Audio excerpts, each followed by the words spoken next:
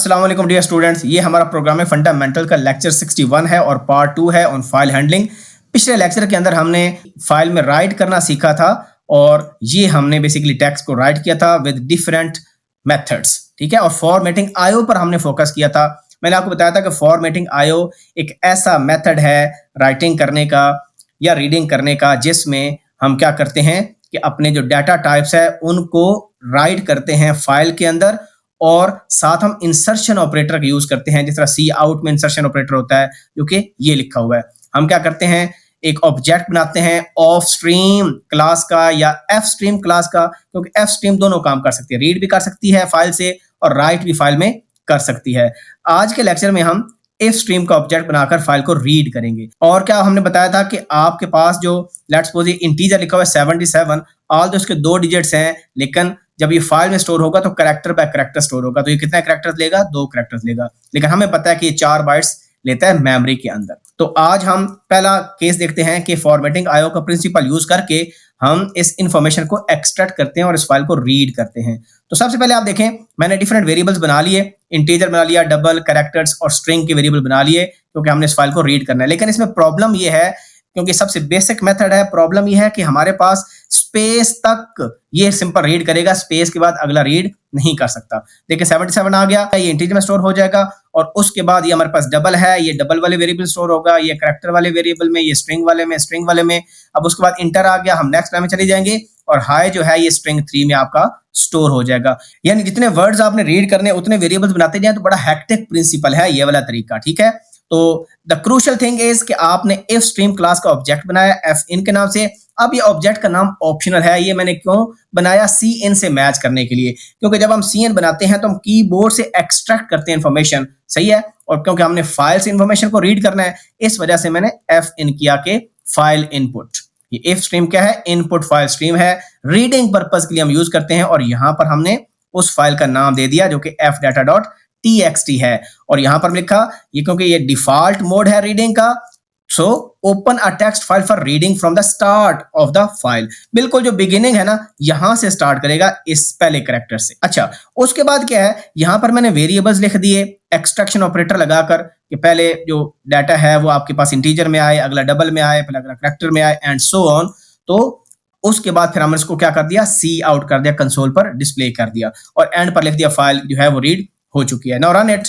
अब यहां पर आप देख रहे हैं कि हमने इसको रीड कर लिया और हाई तक रीड किया और उसके बाद आगे रीड नहीं किया। हो क्या रहा है? हो ये रहा है कि भाई एक एक वर्ड स्पेस से पहले पहले या टैब से पहले पहले या इंटर की से पहले पहले आप रीड करके स्टोर करते जा रहे हैं। इसका अल्टरनेट यह है कि हम गेट लाइन को यूज करेंगे। जिस तरह पिछले लेक्चर में फॉर्मेटिंग आईओ के अंदर मैंने गेट लाइन को यूज किया था, लेकिन मैंने आपको बताया था कि कैरेक्टर आईओ का जब लेक्चर हम कवर करेंगे अगली दफा, उसमें हम पुट गेट का यूज करके single single character read write कर सकते हैं।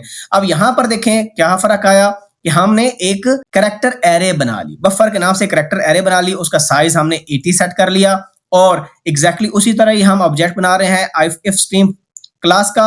और ये बहुत क्रूशियल है। अब यहां पर क्या लिखा हुआ है, हमने एक वाइल लूप लगाया हुआ है कि ये वाइल लूप तब तक चलेगा जब तक एंड ऑफ फाइल नहीं आ जाती। अब एंड ऑफ फाइल कंपाइलर को कैसे पता चलता है? देखें यहां पर कर्सर है ना, तो इसके बाद आगे कोई कैरेक्टर नहीं है, कोई स्पेस नहीं है, नथिंग इज अहेड।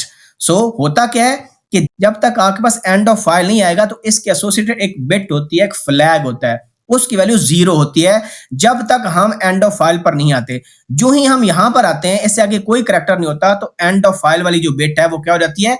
1 हो जाती है। तो कहने का मतलब है जब तक हम एंड ऑफ फाइल तक नहीं पहुंचेंगे, एंड ऑफ फाइल वाली जो बिट है वो 0 रहेगी। और पीछे क्या लिखा हुआ है? नॉट। ये इस 0 को क्या कर देगा? इनवर्ट। तो ये लूप क्या हो जाएगा? ट्रू हो जाएगा। अब बेसिकली ये लाइन बहुत इंपॉर्टेंट है। इस लाइन में हम क्या कर रहे हैं? हम अपने इस ऑब्जेक्ट का यूज करके लाइन को रीड कर रहे हैं। कहां से रीड कर रहे हैं? इस टेक्स्ट फाइल से रीड कर रहे हैं, क्योंकि इस ऑब्जेक्ट का पर्पज ये था कि इस टेक्स्ट फाइल को रीड करें।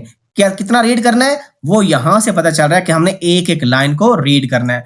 तो सबसे पहले, क्योंकि हमारे पास जब पहली लाइन आएगी यहां पर एंड ऑफ फाइल वाली जो बिट है वो 0 होगी, कंडीशन क्या हो जाएगी? ट्रू। हम इधर आ जाएंगे, जो पहली लाइन होगी FN इसको पॉइंट कर रहा है, उस टेक्स्ट फाइल को पॉइंट कर रहा है, इस वाली को, तो ये पहली लाइन को करेगा रीड और रीड करने के बाद कहां पर स्टोर कर देगा? इस बफर के अंदर। वो बफर के अंदर स्टोर हो जाएंगे, यानी कैरेक्टर एरे के अंदर आ जाएंगे और फिर हम उसको कैरेक्टर एरे को क्या कर देंगे, सी आउट कर देंगे। उसके बाद हम चले जाएंगे अगली लाइन में। जब हम अगली लाइन में जाएंगे तो चेक करेगा कि एंड ऑफ फाइल आया, एंड ऑफ फाइल नहीं आया, तो फिर क्या करेगा, अगली लाइन को रीड करेगा इस ऑब्जेक्ट के जरिए, क्योंकि अब इस ऑब्जेक्ट की पोजीशन नेक्स्ट लाइन हो गई है, और दोबारा कैरेक्टर एरे में स्टोर करेगा और उसको हम डिस्प्ले करते जाएंगे and so on. Now run it. तो आपके पास देखें पहले एक लाइन रीड हुई, फिर दूसरी हुई, फिर तीसरी है एंड सो ऑन। मैं इसको डीबग भी कर सकता हूं। तो यहां पर देखें सबसे पहले वो एंड ऑफ फाइल को चेक करेगा, एंड ऑफ फाइल की वैल्यू 0 होगी, कंडीशन ट्रू हो जाएगी। तो हम क्या करेंगे, ये बफर में रीड करेंगे पहली लाइन, इस ऑब्जेक्ट के जरिए फर्स्ट लाइन रीड होगी। जब फर्स्ट लाइन रीड होगी तो ये हम कंसोल पर प्रिंट कर देंगे, ये हमारी पहली लाइन आ गई। उसके बाद दोबारा फिर टेस्ट हुआ कि हमारा एंड ऑफ लाइन हुआ है कि नहीं, क्योंकि व्हाइल में कंडीशन बार बार टेस्ट होगी, हमारा नहीं अभी तक आया। हम इस ऑब्जेक्ट के जरिए नेक्स्ट लाइन को रीड करेंगे और फिर बफर में चली गई, यहां पर बफर में स्टोर होगी कैरेक्टर एरे के अंदर, और उसको हम प्रिंट कर रहे हैं। फिर तो देखें अगली लाइन प्रिंट होगी एंड सो ऑन। तो इस तरह का आपका लूप चलता जाएगा, और जब आपकी लास्ट लाइन आएगी तो फिर हमारा प्रोग्राम क्या हो जाएगा, स्टॉप हो जाएगा। ठीक है जी, ये अब प्रोग्राम हमारा इसके बाद स्टॉप हो जाएगा। ये देखें लास्ट लाइन है, और एंड पर क्योंकि देखिए एंड है इस वजह से एक्स्ट्रा आपको लाइन नजर आ रही है। यहां पर एक बहुत इंपॉर्टेंट चीज आपको बतानी है कि जरूरी नहीं है कि आप ये फंक्शन यहां पर लगाएं। आप ये फंक्शन ना लगाएं तो अंडरस्टूड है कि ऑटोमेटिकली अगर मैं इसकी जगह ये फंक्शन मैं पेस्ट कर दूं तो मेरा प्रोग्राम फिर भी सक्सेसफुली चलेगा। ये एक रिडंडेंट लाइन थी।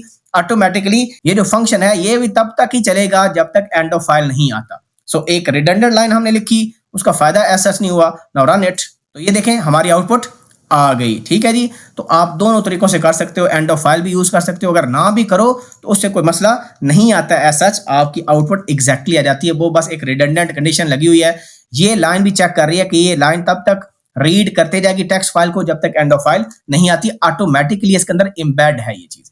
अब एक इससे एफिशिएंट प्रोग्राम क्या है, क्योंकि इसके बजाय कि आप कैरेक्टर एरे में स्टोर करो हर लाइन को रीड करके, तो हम स्ट्रिंग ही क्यों ना बना लें, वो सबसे आइडियल और एफिशिएंट वे है। तो ये देखें यहां पर मैंने ऑब्जेक्ट बनाया और स्ट्रिंग जो डाटा टाइप है उसका एक वेरिएबल लाइन के नाम से बनाया।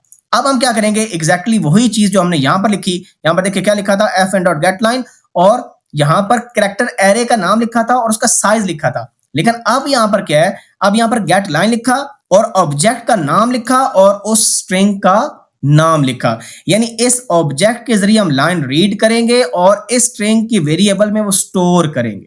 बस यहां पर हम ये काम कर रहे हैं, और बाकी उसी तरह जिस तरह बफर कैरेक्टर एरे डिस्प्ले कर रहे थे, यहां पर लाइन को डिस्प्ले करेंगे और उसके बाद फाइल को क्लोज कर देंगे। ये ऑप्शनल होता है, बेटर प्रैक्टिस यही है कि आप इसको क्लोज करें। तो अब हम इसको रन करते हैं। तो ये देखें एग्जैक्टली आपका पूरी की पूरी फाइल को उसने रीड कर दिया। हमने कहीं भी एंड ऑफ फाइल को यूज नहीं किया। इट मींस कि अंडरस्टूड है कि लाइंस आपकी तब तक रीड होंगी जब तक फाइल एंड नहीं होगी। ये सबसे बेटर एंड एफिशिएंट अप्रोच है, आप इसी को यूज करें लाइन बाय लाइन अगर आपने फाइल को रीड करना हो। सो ये था जी आज का लेक्चर। अगर फिर भी आप समझते हैं कि कोई क्वेश्चन है, क्यूरी है, तो please ask in the comment section. Next और वीडियोस में इंशाल्लाह आएंगी। कैरेक्टर आईओ पर अगली वीडियो है और सारे फंक्शंस फाइल हैंडलिंग के इंशाल्लाह मैं कवर करूंगा। See you in the next video. अपना ख्याल रखें। अल्लाह हाफिज़।